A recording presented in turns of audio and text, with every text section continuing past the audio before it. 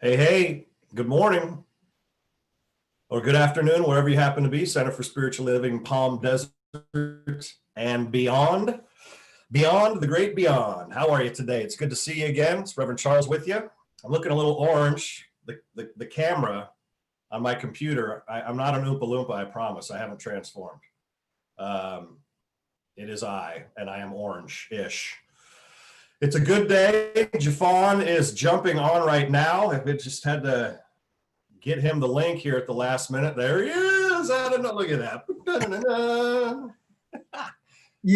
I was on, but I was in like this back, like I guess it's purgatory or something, trying to Zoom purgatory.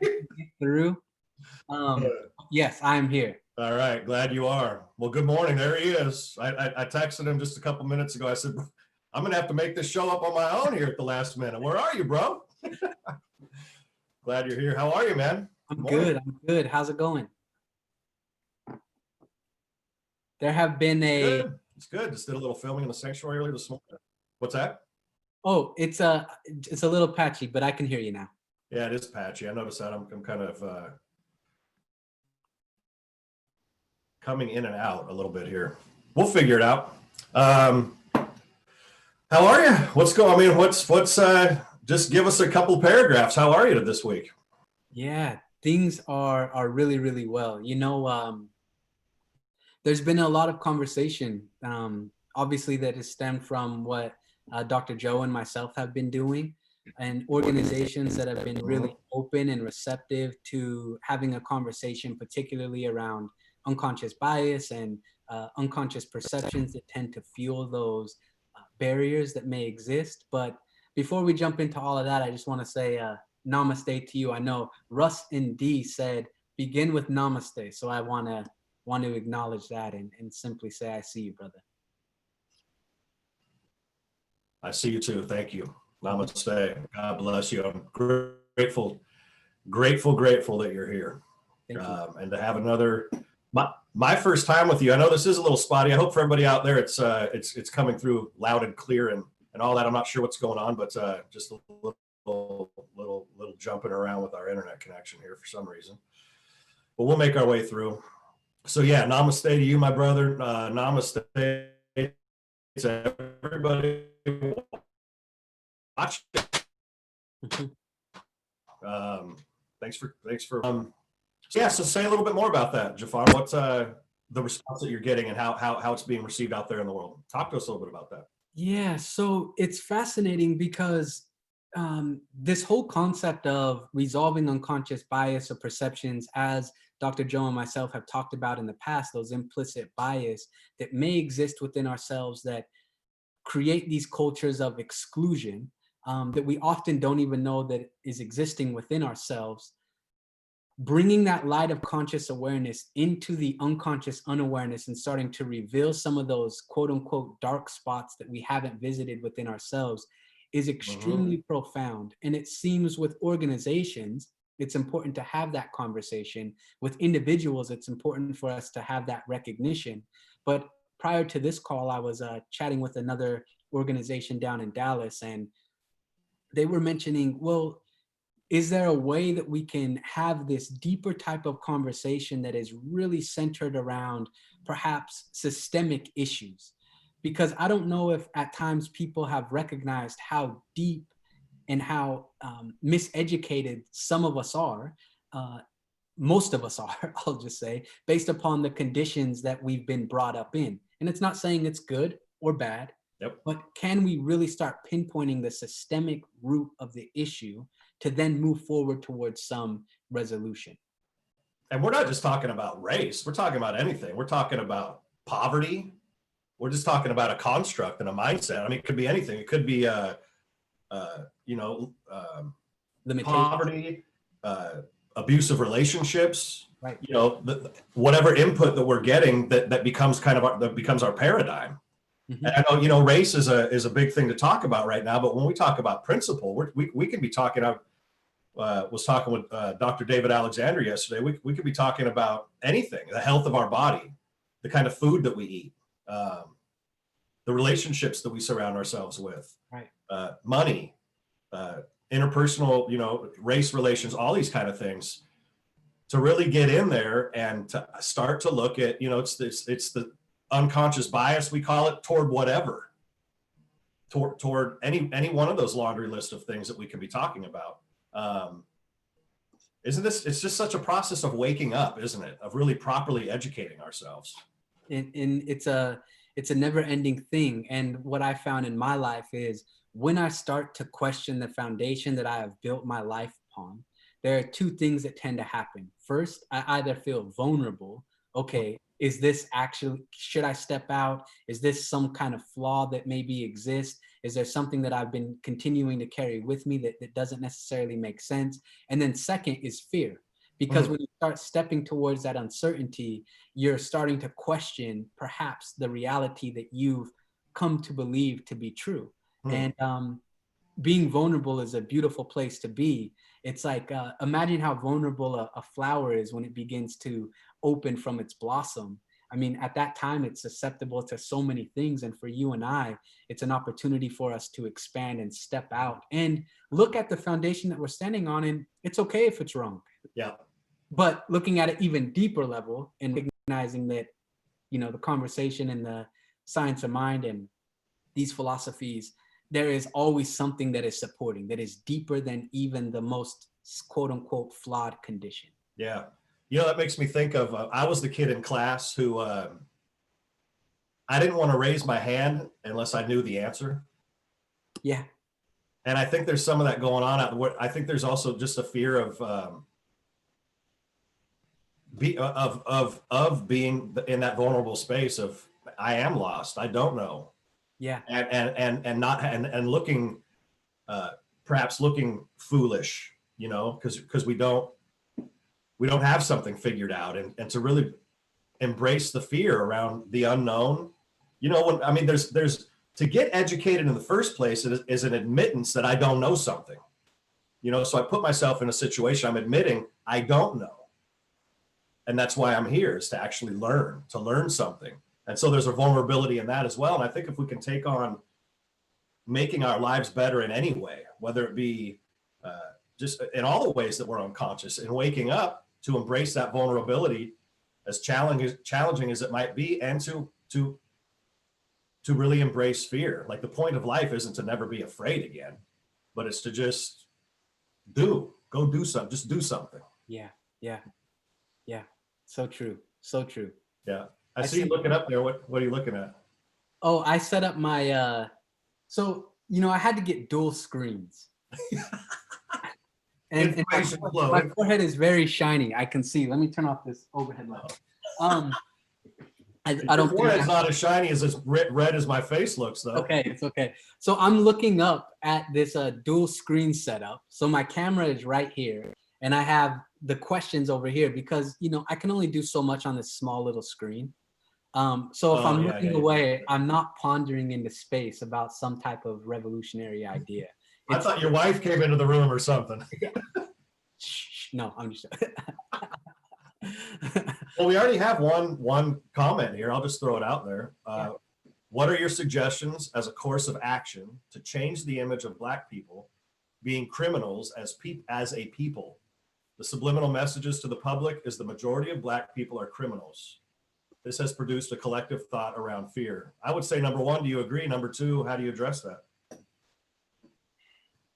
Oh, man. I mean, we're talking of vast generalities here. Yeah. Do you think the majority of Black people are seen as criminals? I think that this is kind of comes back to that unconscious bias that we don't know. Yeah. At times that we're unaware that we're unaware. I think, unfortunately, for many people, they may not say like, oh, there's a Black person, they're a criminal. But I think that I've even felt it in my life, in my experience, that at times like, okay, be more cautious. Mm-hmm. And I don't know why at times this image is centered around it. Perhaps it could be around that quote unquote miseducation. If we really begin looking back, when I look back at my education in elementary and middle school and high school, the only real African Americans that I saw as heroes were those like Martin Luther King, Maybe I learned a small little thing on Frederick Douglass or Booker T. Washington, nothing of real substance. So there have been no true representation, it seems, in the past in the media that really put Black people on the same pedestal as, let's say, perhaps their white counterparts. So maybe just reframing the images that we're bombarded with day in and day out, where instead of portraying a Black man as somebody who may be in a gang or a part of this type of thing, really starting to see, quote unquote, the God in them. Yep. And perhaps that's it. Really being willing to see with the lens of, quote unquote, God, so to say, where we can actually start reckoning the inherent worth within all people. Yes. That's what I feel is the solution. Yes. And that brings us right back to principle always. And that's what I want to keep coming back to as well, is the universe in which we live. And when I say universe, I don't mean the physical universe. I mean the teachings of the science of mind, and what we can do to educate ourselves in these principles and start to break those things down as well. And to see people as the living, but again, so then it kind of brings me back to, so what is my image of God? I think that's fundamental to an exploration of how do I view God? If God is truly white and a man, then I feel bad for anybody that's not white and women, because how's God ever going to understand? How can that ever work?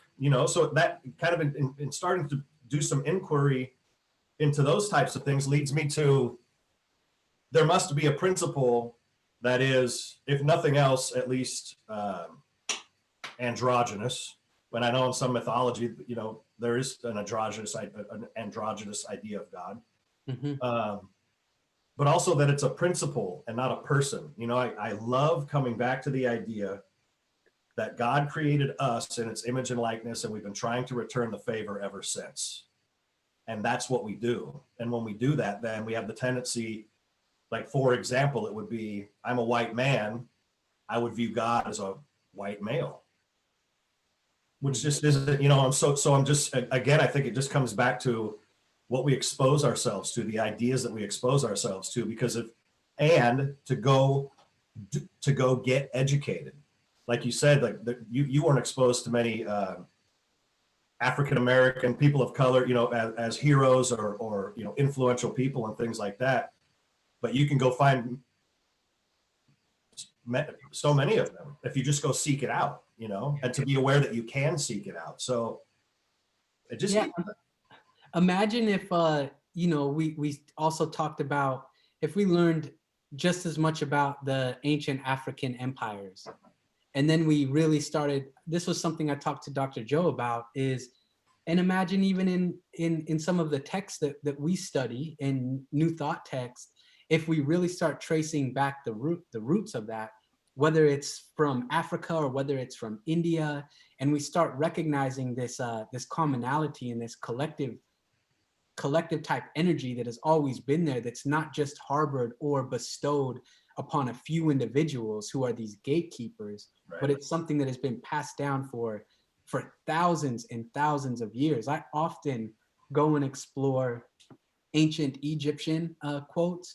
I look at, all these various empires in Africa that have so much rich history and wisdom that if I didn't actively seek out and look, I wouldn't necessarily be able to find. And another thing that I really want to piggyback that with is this idea that, yes, we should be willing to practice to see the inherent worth within all people. That is something that we all can do and take upon ourselves to do moment by moment. But in doing so, we also, from my perspective, cannot begin to dismiss or discount the potential suffering that might exist in the life of another person. Yep. Where compassion comes into play, and empathy. Yes. A willingness to listen, to actually, empathize, consider where somebody else is. You actually do your best to, and I say do your best because it's really impossible to put yourself in somebody's shoes, else's shoes. But we can still do our best to listen, to be curious, to inquire, Yeah. to consider everybody's got a path, everybody's got a history, and they're all valid, and we seek to honor each other in that. Yeah. And how do we keep doing that? Another comment came in here. We are seeing a collective thought of fear in the public and the police.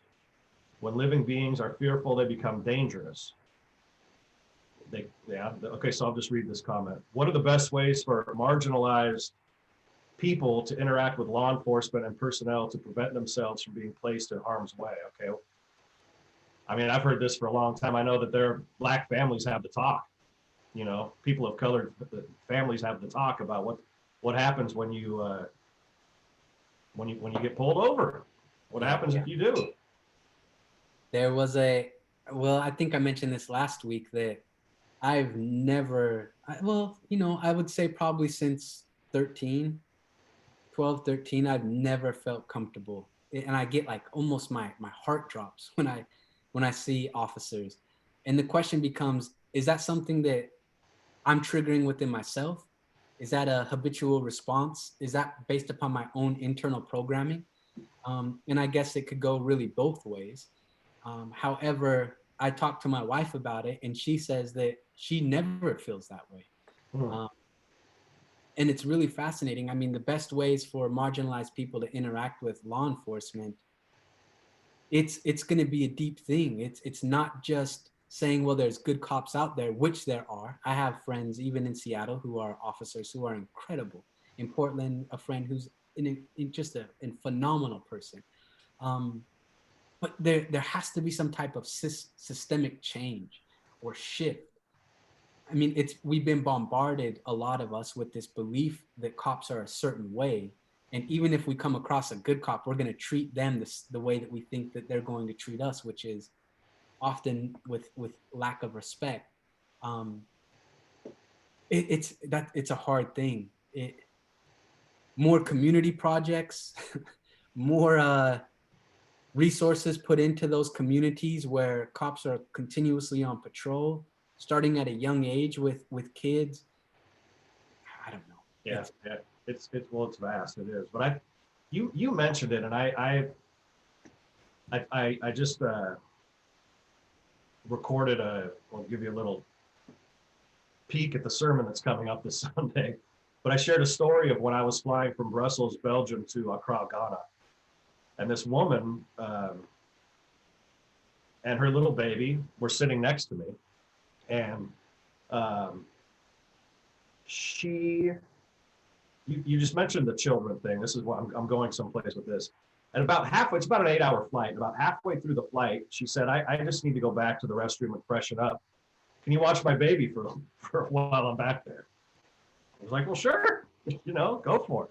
So there was a moment of shock, like, I'm 25 years old, like, you're really going to leave your baby with me? But there's a couple things that happened here. So she went back and it was great. We played around. We looked at our reflections in the window looking out of the plane and stuff like that. And, and just kind of laughed and played. He was about one, maybe 1 year old. One is community. Two is trust. And three, the only thought there was, it was like safe from the beginning. And the environment within which we are bringing up our young people, I think, is so incredibly important. A point that can't be missed as far as parenting in this whole thing as well, and it's like,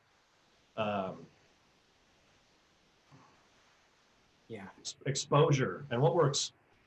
So we can, I think it's tougher for adults because we already have this programming that happens, and we can reprogram, we can educate ourselves anew. But with the kids, man, we get them like, no one's born to hate. No one's born with other, and we're responsible for that. The collective I'm responsible for that. Parents are responsible for that.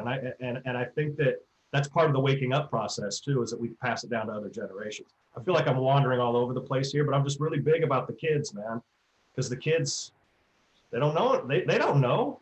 We teach them. Exactly. Yeah. Exactly. I don't know where we'll go with this, but what has been your idea, and I see another comment come in. Our Yeah. police need to be better trained and demilitarized. Demilitarized, yeah. Yeah, Somebody else said, seeing everyone with compassion, not as the other, we will all share love and pain in our lives. very true. Yeah. Okay, go ahead. What has been your thoughts seeing across the country people taking down, pulling down, requesting to have statues? Uh, you Like, know, yeah, sounds whether like it goes back forcefully to, or yeah. oh, I'm sorry, go ahead. Go ahead. No. What are your thoughts about that? And I'm not saying that we speak for everybody. Just Yeah. your perspective. What are my thoughts? My thoughts are, I think it's good that people are having their voice. Um, I think that the monuments and things are, they trick, for me, the easiest thing to do is always bring it back to the individual level. But then the individuals make up the collective. I think it's good that people are having their voice and speaking their opinion. I think that anything and everything triggers something within us individually. I think that with most of these monuments and things, people don't have a personal experience with them because they're from hundreds of years ago. Right. And so they're choosing to participate in choosing to participate in what the trigger is about that. How do I feel about them actually taking them down? I think in some instances it's good, it's fine.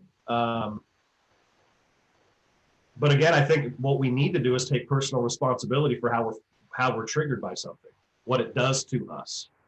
And if removing, I think removing a monument or something that speaks to otherness and racism, and I think it's, first of all, it's important to really understand why the monument is there, to understand its roots and where it comes from.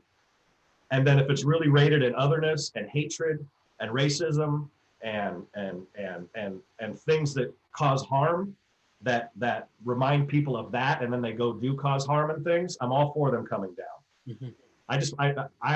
I'm always for there being a tremendous amount of understanding about why first, though. What did that particular person or those particular people do? What's the history of it, to understand that? And then if it's rooted in those things, bring them down. Yeah. What about you? What do you think? Yeah, it's really fascinating. I think it would be a very, very beneficial for us in America to have honest conversations around the people who we see to be heroes in the past. And it's not discounting or saying that, okay, well, George Washington or some of the founding fathers who helped to create this country, it's not saying that, okay, well, we shouldn't have this country then. We can acknowledge the positive that has come from this particular assortment of individuals, but we also have the ability to look at what another person did and say that was just rooted in evil. And so, for instance, in North Dakota, where we lived, where my wife went to family medicine residency, there's this big thing around George Custer, and he, led the Battle of Little Bighorn and these Native American massacres that occurred, and middle schools and high school, or middle schools and elementaries and parks are named after him. Yep. And people are asking, can we rename it? And I just feel that if we were able to at least have this honest conversation and say, okay, he was a part of Ulysses S. Grant. He was commissioned by him to go and do this in the to the Plains natives. And there was a massacre, and women and children did die, and many did starve because they burnt their rations, and they took it and left them in the Dakota winter. We can acknowledge that, but we can't, I feel like just erasing it and getting rid of it. So my wife and I were talking, and we're like, okay, can we rename that park? And the answer is absolutely. But in renaming the park, perhaps we should put this plaque that says this was once named after George Custer. This is the reason why. This is who he was, and this is the reason why it's shifting. The same thing with, Ulysses S. Grant. I saw somebody very upset that his statue was pulled down. and even George Washington. And it's saying like, okay, I can see where people say draw the line there, but we just need to, I feel we need to have this honest conversation. Yeah. Because from my perspective and my upbringing, I was very conditioned to see things through this very positive lens. Yep. Yeah. I love that. And I think that's a major thing of what we need to keep doing is having these conversations. And because when we do that, we give life to something that otherwise wouldn't have been given life before. Like Michael Bogar has been on the show a month or so ago, a couple months ago, talked about the idea of soul making, that we're actually making a soul as we're living. And it's the same thing with our country, the great experiment called the United States of America, that we continue to make the soul of our country. And Lord knows that I talked to you last week, Jeffon, we were just rapping on the phone, that I have done some stupid stuff in my life. I think I myself will admit to that. Stupid stuff, whether it be based on you did that I did. I'm not admitting to what you did, but no, we're not gonna share specifics. We wouldn't do that. but some stupid stuff. And here I am today, and because of those things, I can say that I'm more integrated somehow. That going through and doing those stupid things has given me time to reflect and say, man, that was stupid. When I go back and do it again, kind of to the point of what you're saying, would I do it again or not because it helped make my soul? Those times of real embarrassment when I just said something that was just wrong and I didn't know any better. Yeah. The time, the only time that I've ever, I'll just say it, that only, one time I put my girl in my high school, I pushed my girlfriend. The only time I've ever laid hands on a woman in a non-loving way, just embarrassed, just wrong. And I wasn't in my right mind. Yeah. But helped, so if we look at this, at the making of our soul as a country too, there are times when we haven't been in our right mind. That's a great thought. Because we didn't even know better. Mm-hmm. What is our right mind? But because of those times, grew more into our right mind. So would we go back and change those things in the great experiment that is this country? I don't know that I would change anything about my life. I mean, I would have tried harder. I was a really good basketball player. I wouldn't have given that up my sophomore year of high school because I was really good. I'd go back and change that. Yeah. Because that could have gone somewhere. But you know what I mean? And like in the process of making a life, as long as we're willing, I think a couple things. If we can have people around us that can say, "Hey, man, you just messed up. You got to wake up," and do it with compassion and empathy. But next time you got to do that differently. Mentors, community, things like that. And also a willingness for us to reflect on our lives, daily. Okay, this is how I showed up here. This is how I showed up as a dad. I want to do it different next time. I really didn't want to yell, but I did. I wasn't in my right mind. Yeah. So what do you think? Yeah. It's well, there's no way to go back. We can obviously change the way that we look back and reflect upon it. And in that way, it kind of shifts the past. But it's very difficult to ignore things. I know in my life, areas where I've stumbled or come up short or said or done something that was blatantly discriminatory or ignorant towards another person or even myself. Yep. If I'm willing to admit that and accept that and go through the process, it allows me to have a greater understanding. And it's kind of like that unconscious unawareness. It's like I'm becoming more conscious of something that I was unaware of. Yeah. And those points are important. And I'm sure I'm going to have many more of them as I go through my life. Yeah. That's just the way that it is. Yeah. And I would say that in our country, looking back and feeling a little bit of pain around the suffering that was afflicted upon a vast amount of people for centuries. Yeah. And prior to even the inception of our country, there's no harm in looking back and honestly reflecting. And is there a way that we can find power from it?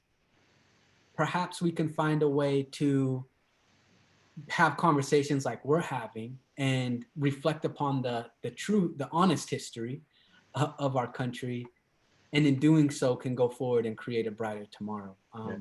Amen. I think it's important too to remember that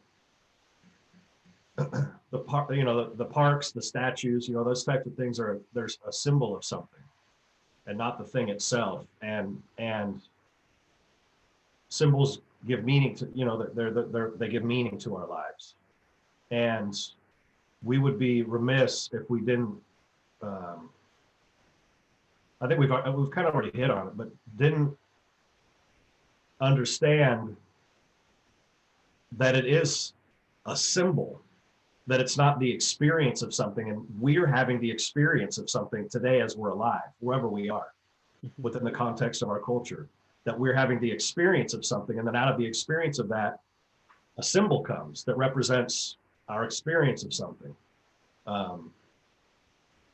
My daughter drawing a picture of us playing, and I'd love Daddy, and it's us, kind of playing, and we're stick figures. I put it on the wall. It's a symbol, but the experience was us playing. And like what you're saying, though, I think if we can understand it, but then be responsible and understand that we're having the experience now, and that we can create an experience now, we can begin to create new symbols.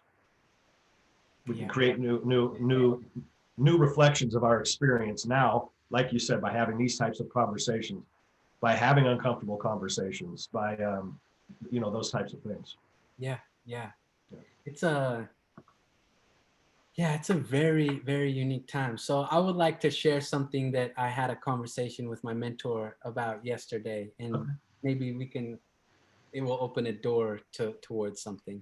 Cool. So we were talking about systemic oppression and racism, right? And he was mentioning with the amount of individuals who currently are talking about systemic racism and oppression, is there this level of understanding that in order for systemic racism and oppression to occur, there has to be individuals who are quote unquote racist or oppressive in the culture? It's not in the ethers that suddenly the energy is systemically racist and oppressive. It's we get it by osmosis or something. Yeah. It's held in place by individuals. So if we are willing to recognize that, then does it open a doorway where we can begin to address racism, not out there, but in the potential, quote unquote, I've been doing this a lot, quote unquote, potential, come on guys, I'm not talking about you, quote unquote, potential, particularly looking within ourselves and saying, what are the tendencies that play out in my life that may be oppressive and racist? Absolutely. That to me is the only place the work can be done. I mean, if we look at it from a metaphysical, from a principle-based standpoint, where else could the work be done?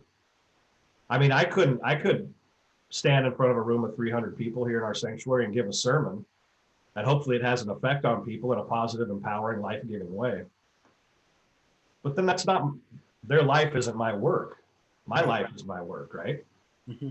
And I think that's important. It's important to constantly reconcile ourselves.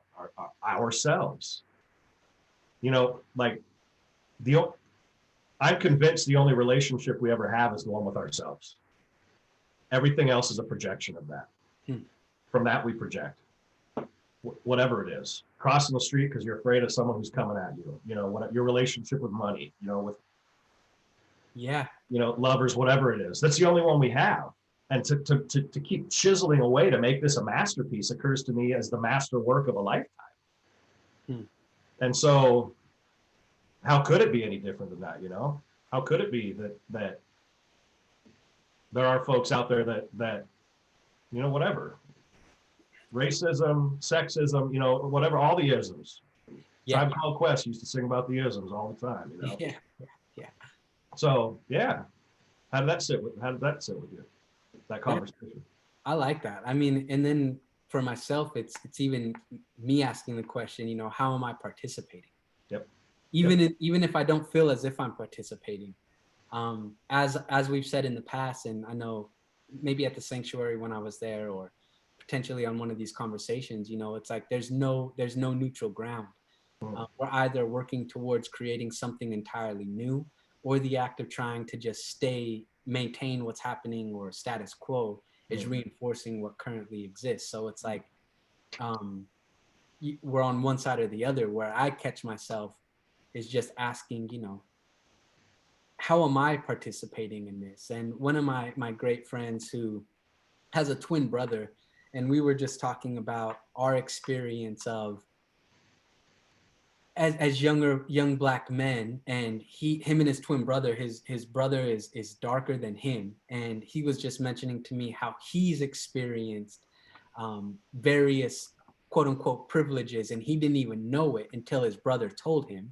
And then I've been talking to people more and more, you know, just letting them know that I've been seeing in my experience that the complexion of my skin at times affords me some opportunities that others may not. Now, it's not saying those opportunities are completely restricted. It's just saying that they may have to go at it a different way.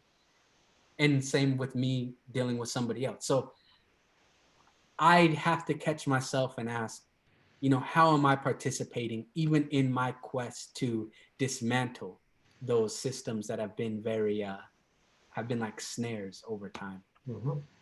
How I are don't we? know what I'm getting at, but No, I no, guess the question is, how am I participating? yeah. What are we getting at anyway? Do we even know? I mean, like we're just making it up as we go. Who isn't just making it up as they go? No, I have it all figured out. Okay. No. My mouth is closed forever. I'm just gonna sit here and tell me. But that's it, you know. It's like that's part of it too, though, Jeffon. I believe is that we don't know what we're doing. I mean, even the person that's you know has the attention of the nation, you know.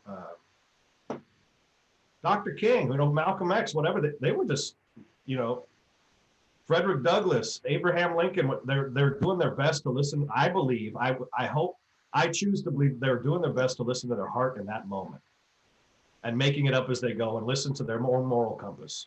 Yeah. And what was actually right, some of the right things. Otherwise, we don't. That's why I think I shared with you that, you know, I recall, I may have shared this on another show too, watching when my daughter chose to stand up for the first time. She just got it. We were in the backyard of her first birthday party. And we were in the, or I think it was sometime just after it or something like that. She just got it in her head somehow that she's going to stand up. You know, before up to that point, it was, you know, crawling and, you know, scooching on the butt and all this kind of stuff. So it's like 20 times in a row, 30 times in a row. She stood up, fell down, fell on her face, fell on her butt, whatever. But she kept doing it. And what does it look? It's clumsy. You know, it looks clumsy. It looks like she's been drinking all day. You know what I mean? It just looks, it's awkward. It just looks like, but that's, and we're all just cheering her on, right? See, this is what I envision. Like, yeah, you look clumsy, but go, babe. You know, yeah, you've got unconscious bias and it just flew all over everybody in the room. But come on, wake up. You know, come on, wake up. And then she stood finally, and it's like, and then once we finally learned to stand, then we walk. And then when we walk, we can hold hands and walk together. But this is, it's a messy process. And I think just allowing it to be messy is okay, because we don't know what we're doing. You know, the person that's been living with that unconscious bias and then conscious bias. Yeah. Figuring out their life every day too. So, you know, that's, I just like keep thinking of just like, come on, humanity, with whatever it is, poverty, abuse, you know, I mean, child abuse, spousal abuse, you're like, oh, like, come on, humanity, let's wake up, let's stand up.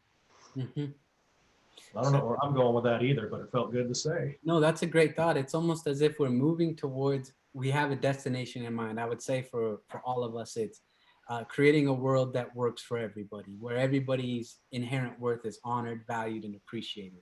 If that's the direction that we're going, there's this beautiful book by Maxwell Maltz that's called Psycho-Cybernetics.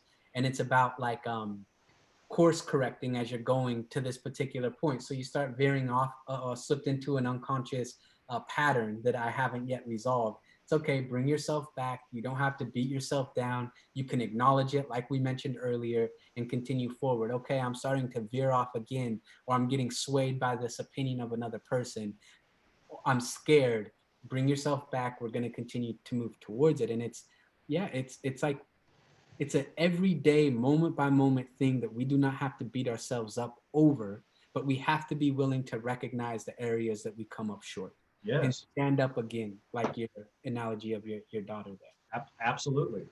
And not just with, you know, race relations, but like economically, Everything. and everything. It's like, if we want to be free, and I believe at the soul, that's, you know, my favorite line from what I believe, that what turned into what we believe by Ernest Holmes, we believe in emancipation from all discord of every nature, and this goal is sure to be attained by all. Everybody at the heart, in their heart, wants to be free. I believe that. Free, free to love, free to make mistakes, just free, you know, free to move, free to breathe. Um, but to do that, it does involve personal work because of all those unconscious, subconscious, you know, whatever, just below the surface, on the surface. Yeah. You know, like the poor person doesn't want to be poor. Don't believe they do. I don't believe they do. Hmm. You know, I choose not to believe that they do. You know, because money can get you some stuff. You know, it's fun. So Yeah. Yeah. there's another you want to say something, Jeffon? No, I was going to say that as well. As mentioned before, these deeper fears of the other and tribal identifications are largely unconscious. Yeah. It would be fascinating practice for us as individuals to maybe grab a piece of paper and write down the fears that we may have about somebody different than ourselves. And Hmm. then go down that and begin to recognize how many of those fears are based in experiential understanding, like a true experience, and how many are based upon opinions or beliefs that you've accumulated from another individual. That would be a Okay. powerful practice. You know, well, how about we do this? How about let's charge the folks that are listening between now and next week when you and I chat again to do that practice. That would be fantastic. Let's do it. I'll do it, I'll and do it. you do it, and then we'll see, and then we'll invite people to do it. So here we're charging you folks with an assignment that's Jeffon and I are going to do. I love that idea.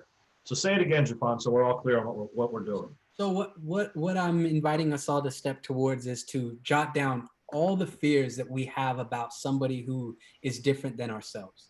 It could be around religion, it could be around gender identification, it could be around race or ethnicity, generation, age, differently abled. It could be a variety of the dimensions of diversity that exist from us as humans. Write down the fears that may exist that we have about somebody who's different than ourselves. And then in writing that down, maybe just acknowledge how many of those fears are based upon experience and how many of those fears are based upon the opinion or beliefs that somebody else have passed down to you. So is it based in experiential reality or is it based in just theory and opinion? And in doing so, perhaps we can start seeing how many of our opinions are actually not based in our real experience, but based upon opinions that we've inherited from somebody else and made their experience ours. Love it. Just a thought. No, we're going to do it. We're going to do it. That's a really great idea. I have to grab my charger here. Yeah, I think I need to too. Jeffon just came up with a great idea. I love it. Yeah, Let's do it. Yeah, I think I need to do that. That's why we always teach ourselves first, right? That's it's a reconciliation process, but it's also about ownership and responsibility as well. Like, why have you taken on, and we all do it. Peer pressure is an extraordinary thing. Yeah. And it's not just in grade school, it's everywhere. And how we're influenced by that. So cool, actually, I'm going to do it. I got it written down right here. Perfect. Thanks for that homework, brother. Cool. Yeah, definitely. A couple other comments came in. One's a question, one's a comment. I'll do the comment first. The love that comes out of both of you can't help but heal. Listening to you both is a lesson in caring about ourselves and humanity. This is the way forward. Thank you. Amen. Thank you. This is the way. Did you watch The Mandalorian? Have you watched The Mandalorian? No, many people have asked me. I might be the only one who has not. If nothing else, just to see Baby Yoda. But that's one of the things that the Mandalorians say is, this is the way. Like their code. This is the way. Amen. Let's see. Do you have any thoughts about the privatization of prisons? I believe for-profit prisons are creating institutionalized slavery. I'm looking for a way to say, please don't become a victim to this system. Yeah, well, it's a thing. It's private. I mean, it's big business. Yeah, I mean, It's big business.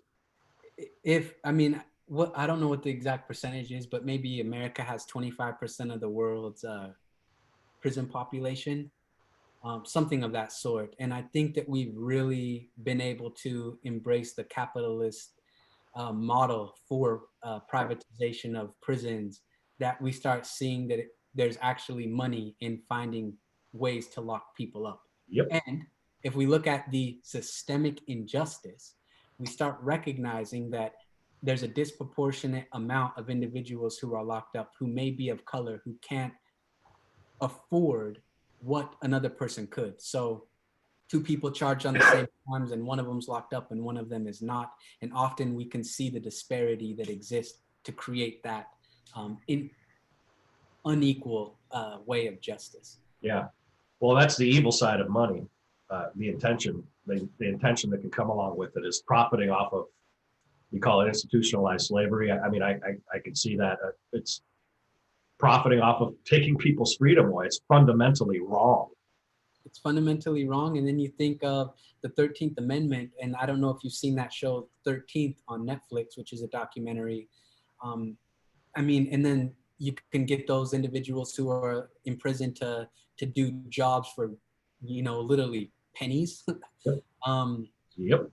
and then you strip their ability to vote, you strip their ability to be able to travel to another place. And by no means am I saying, well, just don't kill somebody and you won't be locked up. But there are a large percentage of people who are locked up for non-violent crimes and or have just been put in a very bad situation where they do not have the resources to prove that they're not guilty. Yep. And that certainly goes across racial lines as well. I mean, there's plenty of white folks that live in poverty. Same thing. Yeah. Yeah. I just watched a movie yesterday called White Boy Rick. Have you seen that? No, I've actually heard of it. I wanted to watch it. It's a fascinating look at kind of a different dynamic of the whole system. It's very entertaining, but it's just about justice and lack of justice and all that. It's a fascinating examination. I'd encourage it. Let's see. Okay, Jolly Humanoid. So, Jeffon, does this include back to the exercise? Does this include fears about people from the opposite political party? I would say yes. Yeah. I mean, that's a hot one right now too. Yeah, I think that that's important. Yes. Yeah. Any fear. Any fear about somebody who you see as different than you. What is the name of the movie again? White Boy Rick. I would go ahead. Sorry. No, White Boy Rick. Yeah, go ahead. I would recommend another movie is Queen and Slim. Queen and Slim. That is a riveting movie. Queen and Slim. Yes. Cool. Somebody said, how do you feel about tearing down monuments of American presidents, not Confederate traitors, like Grant, Roosevelt, and others, or even George Washington's and founding fathers who were slave owners? And we kind of touched upon Spoke to that a little bit, yeah. And what kind of, I guess from my perspective, is to have an honest history of those individuals. So Grant, as I mentioned, was the one who commissioned Custer to go and he massacred the Plains Native Americans and take the Black Hills from them because there were gold there. Roosevelt, I don't think a statue of a Native American and an African man standing behind Roosevelt on a horse is the best representation. And then George Washington, maybe perhaps having some history about George Washington instead of saying, he never told a lie or any of these type of things, really start mentioning, no, he was a massive slave owner. He profited off of slavery. His color afforded him the ability to do this. And while he helped to create what we call America, and I'm grateful for America, we do not have to dismiss or discount the true history behind that. So that honest conversation. The real history, like people, getting and question, being skeptical, being skeptical of all of it, which is interesting. Dr. Joe's just been in the midst of the 4 agreements, and the 5th agreement that Don Miguel Ruiz, his next, offering his work, if I have it right, it's be skeptical and listen intently. Be skeptical of whatever information you're getting, and then listen. So it would be skeptical of our history, and then go, read some real history books, and listen to it and take the information in with everything, with anything, so it's going to take some work to actually really educate ourselves. And you don't need to spend $50,000 to get an education. You've got a computer right in front of you with all the access to all the knowledge. Yeah. So much of it. And then cross-reference sources, Cross-reference sources. I'm always showing books. So this is a very great one called 1491, the Americas prior to the discovery of Columbus. And I get to read this one, but it's 1493, which is after Columbus was here. And you can really start recognizing how vast and how intricate the Americas were prior to any European settler coming here. And I would dare to say, if we look even deeper and start looking at the real history in terms of African-American empire or African empires, we will, from my perspective, see that they've been selling to the Americas for hundreds and hundreds of years prior to the first European setting sail here. And the emperor, the King Mansa Musa of Mali, I mean, if you look at the history of that empire in Mali, there is a large conversation around they were master people who sailors. So anyways, history is extremely deep, and it's often told by those who've won the wars. So being willing to expand our perspective adds to the richness of the human experience. Amen. Amen, man. Amen. We're getting close to wrapping up our time. Any general thought? I love rapping with you, man. We could go for a long time, but I got to get to some other stuff too. Yeah. I really enjoy chatting with you. Any closing thoughts, ideas, any, we were just talking a little bit, a few of us in the sanctuary when we were filming earlier, about solution, and to keep, principle teaches us to identify a problem means to hold it in place. To identify a solution can bring that into place as well. So can you just speak for a minute or two about how do we walk that line, Jeffon, I guess? So what would be your opinion about how we walk that line between identifying the issues of the day but not holding them in place so that we can actually have our attention be on solution as well? Yeah, that's a What's a good one, isn't it? That's why I'm asking the question. Don't ask me that question right now. I think at times we have to be committed. Something that my mentor often says, this idea of committed detachment, committed to the process of moving towards equal rights, justice, and those type of equitable type of moves and equality. But a level of detachment where we realize that it's probably not going to end up the exact way that we want it, but we can do our part right where we are. And our commitment is tested during difficult and trying times. If we're not committed, then we'll turn around and go back to our comfort zone. If we are truly committed, we will find a way to go through difficult, challenging, seemingly insurmountable obstacles in order to reach that achieved objective that may shift and evolve over time. And as somebody said, but tearing them down just inflames passions and creates further division and not conversation. Then perhaps we need to find a way to have an honest conversation around the reason why some people feel they need to be brought down, the reason why some people feel they should be left standing, and realize that we can perhaps engage in a conversation that people may not all agree on one side, but one thing we can agree on is the honest history. And at least it's real discourse, like people really being willing to be skeptical and to listen to each other, to just listen, you know, and then just really do your best to like listen to what they're saying. Not, okay, I'm kneeling to take a stand against police brutality. No, you're dismissing the flag. No, I'm telling you why I'm kneeling. Yeah. Right. Yeah. So it's like just, and again, for me, it comes back to, I just think we have so much, there's so much trust that needs to be built within the United States of America that's been broken down, that maybe it's never been there, that we need to build up. We need to build trust big time. And I know that I know it starts with me.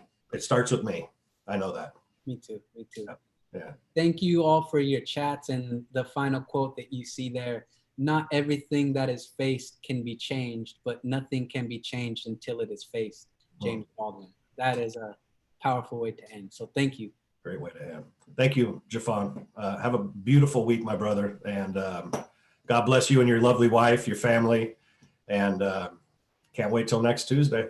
Yeah, I appreciate it. Thank you so much. Okay, have a good one. Bye-bye.